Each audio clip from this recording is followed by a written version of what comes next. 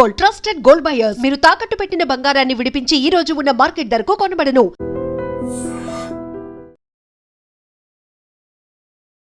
IndiGo సంక్షోభం. IndiGo ఫ్లైట్లు ఎప్పుడు నడుస్తాయి? వారం రోజులు అవుతున్నది. అసలు ఏ ఎయిర్పోర్ట్ చూసినా కిక్కిరిసిపోయి కనిపిస్తున్నాయి. అసలు ఏ ఫ్లైట్ పోతుందా పోదా, అసలు ఎన్ని రోజులకు నడుస్తాయి ఏంది అనేది తెలియనటువంటి సిచ్యువేషన్. ఫ్లైట్లకి ఈ పరిస్థితి వస్తుందని ఎవ్వరు కూడా ఊహించుండరు, అనుకొని కూడా ఉండరు. ఇప్పుడు ఇండిగో సంక్షోభం, ఒకరి మీద ఒకరు నెట్టుకుంటున్నారు. మాదని మీదంటే మీదని, ఇట్లా ఒకరి మీద ఒకరు వేసుకుంటున్నారు. కేంద్ర సర్కార్ని మామూలుగా వేసుకోవట్లేదు ప్రజలు. అసలు మీ నియమ నిబంధనలు ఏమన్నా ఉంటే, మీరు స్ట్రిక్ట్గా ఏమన్నా అమలు చేసేది ఉంటే అవి టైం ప్రకారంగా అమలు అవుతున్నాయా లేదా, అసలు వాటిని పట్టించుకున్నదా ఆ సంస్థ లేదా, ఇవన్నీ కూడా చూసుకోవాల్సిన బాధ్యత కేంద్రానిది. ఇప్పుడు కేంద్రం దాన్ని పట్టించుకోకుండా లాస్ట్ మూమెంట్ వచ్చేసరికి ఇండిగో పూర్తిగా ఆ ఫ్లైట్లనన్నీ రద్దు చేసుకుంటూ పోతున్నది. ఎందుకు అనంటే నియమ నిబంధనలు. అసలు పైలట్ల కొరత తీవ్రంగా వేధిస్తుంది ఇండిగో విమాన సంస్థని. అంటే పైలట్లను తీసుకోవాలి కదా. పైలట్లు అంటే ఇప్పుడు చాలా తక్కువ మంది ఉన్నారు. ఓవర్ డ్యూటీ చేసిండు, ఓవర్గా వర్క్ చేసిండు. అప్పుడు ఏమైపోతుంది? డేంజర్లో మన ప్రాణాలే ఉంటాయి, అంటే ప్రజల ప్రాణాలే ఉంటాయి. ఇప్పుడు మొన్న అహ్మదాబాద్లో జరిగినటువంటి ఘటనని ఎవరైనా మర్చిపోయినరా? ఫ్లైట్ ఎక్కాలంటేనే భయపడిపోయే సిచ్యువేషన్ ఉండే. అది అసలు ఆ విమాన సంస్థకైతే చాలామంది టికెట్లు క్యాన్సిల్ చేసుకొని ఆల్టర్నేట్ ఏమన్నా చూసిండ్రు అని అంటే ఇగో ఈ ఇండిగోనే చూసిండ్రు. ఇప్పుడు ఇండిగో కూడా క్లోజ్ అయిపోయింది. ఏం చేయాలి మరి? ఎంత భయంకరమంటే ఏ ఎయిర్పోర్ట్ చూసినా, ఇప్పుడు హైదరాబాద్లో శంషాబాద్ ఎయిర్పోర్ట్కి పోతే అదేదో ఫిష్ మార్కెట్ అనుకుంటాం, అసలు ఎయిర్పోర్టు అన్న దాఖలాలే లేవు, అసలు ఆనవాళ్ళు కూడా కనబడతలేవు. ఎక్కడికక్కడ విమానాలు రద్దు చేసుకుంటా పోతున్నారు. అట్లట్లా ఈరోజు కూడా ప్రస్తుతానికి కూడా 56 విమానాల్ని రద్దు చేసింది ఇండిగో విమానయాన సంస్థ. తీవ్ర విమర్శలు అన్నమాట. వారం రోజుల నుంచి భయంకరమైన డిస్కషన్లు.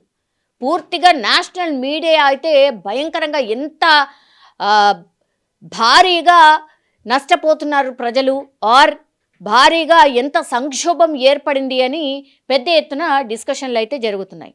ఒకరి మీద ఒకరు విమర్శలు గుప్పించుకుంటున్నారు. ఇప్పుడు ఇండిగో విమానయాన సంస్థ ఒక లెటర్ రిలీజ్ చేసింది, కేంద్రానికి రాసింది.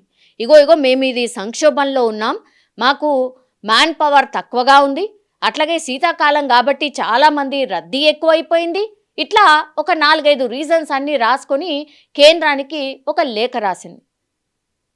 రాసిన తర్వాత ఈరోజు ఈ బీహార్ ఎన్నికల తర్వాత ఎన్డీఏ పక్షాలతోని ప్రధాని మోడీ మీటింగ్ అరేంజ్ చేసుకున్నాడు. అందులో ఆయన ఫర్ ద ఫస్ట్ టైం ఈ ఇండిగో సంక్షోభం మీద మాట్లాడిండు. ఏమని అన్నాడంటే,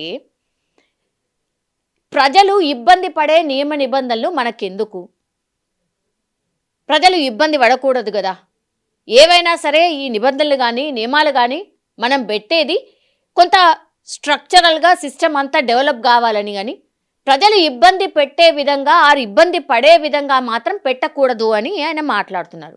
ఎప్పుడు? వారం రోజుల తర్వాత.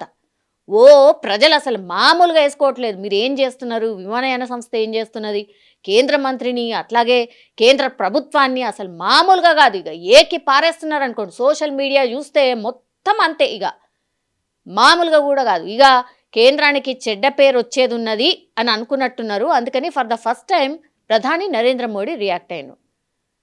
ప్రధాని రియాక్ట్ అయ్యిందా, కేంద్ర మంత్రి రియాక్ట్ అయ్యిందా అనేది కానే కాదు ఇక్కడ ఇష్యూ. ప్రజలు ఇంతవరకు ఇబ్బంది పడేదాకా సిచ్యువేషన్ ఎవరు తెచ్చిండ్రు, ఎందుకు తెచ్చిండ్రు? సరే, ఒక కమిటీ వేసిర్రు, తూతు మంత్రంగా ఆ కమిటీ ఏదో రిపోర్ట్ ఇస్తుంది, ఇంకేదో అవుతుంది. సరే, యాజ్ ఆఫ్ నౌ రిజాల్వ్ కావాల్సింది ఏంది? ఇప్పుడు ఒక రకంగా చెప్పాలంటే నిజంగా ఇండిగో విమానయాన సంస్థ బెదిరింపులకు దిగుతున్నట్టు. ఇప్పుడు కార్పొరేట్ వ్యవస్థ, దాన్ని ఏమైనా గట్టిగా అంటే ఏమవుతుందో మనకు అందరికీ తెలిసిందే.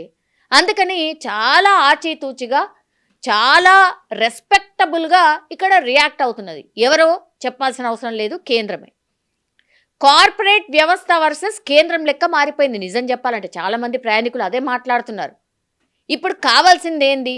సరే, నియమ నిబంధనలు అన్నీ పక్కన పెట్టేద్దాం, ప్రస్తుతం అయితే నడపండి అన్నప్పటికీ కూడా నడపలేకపోతుంది.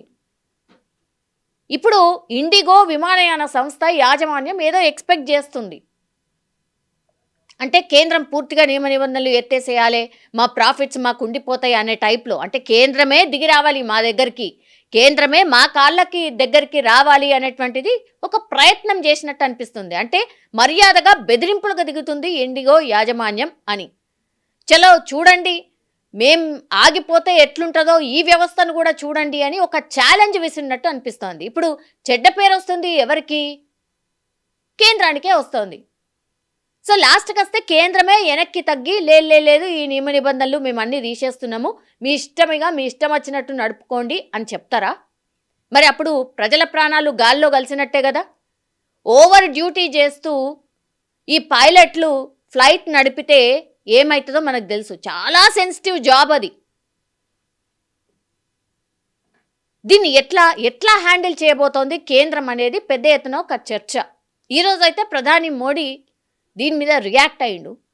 కానీ యాక్షన్ ఏంటి అనేది ప్రజలు ఎదురు చూస్తున్నటువంటి సిచ్యువేషన్ అయితే కనిపిస్తోంది. కానీ ఖచ్చితంగా అందరూ కోరుతుంది ఒకటే, ఏంటంటే అన్ని విమాన యాజమాన్యాల సంస్థలకు ఒక లెసన్ అయితే డెఫినెట్లీ ఉండాల్సిందే.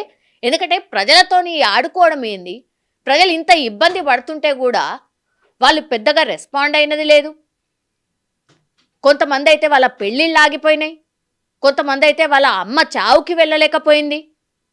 ఏంది ఒక్కొక్కవి ఒక్కొక్క స్టోరీ భయంకరం అన్నమాట. ఇంకా కూడా వాళ్ళు ఈ మూమెంట్ నడుస్తుందేమో ఫ్లైట్, ఆ మూమెంట్ నడుస్తుందేమో ఫ్లైట్ అని అక్కడ పడిగాపులు కాస్తున్నారు. ఇంటికి కూడా ఎవరు పోలే.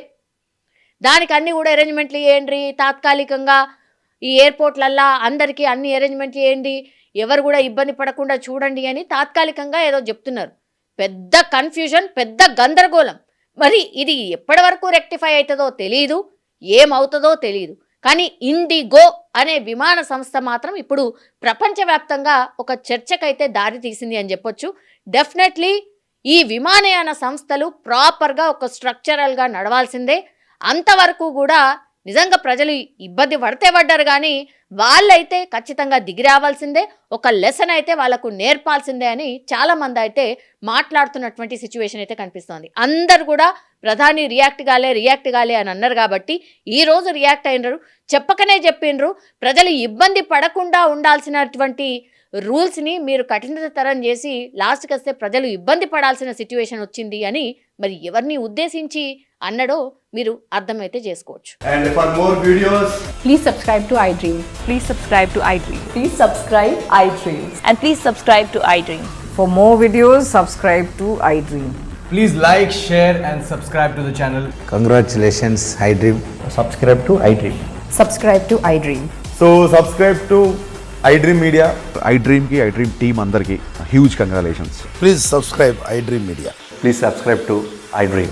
Subscribe iDream. Please subscribe to iDream. iDream అంటే నా కళల ఛానల్ను సబ్స్క్రైబ్ చేసుకున్న నోరు తిరుగుతలేదు, మీరైతే గంట గుర్తు కొట్టండి. For more such videos, please subscribe to iDream. Subscribe to iDream. Please subscribe to iDream. Please subscribe iDream Media. Please do subscribe to iDream. Please subscribe to iDream Media. For best entertainment and information, please subscribe iDream. And don't forget to subscribe to iDream.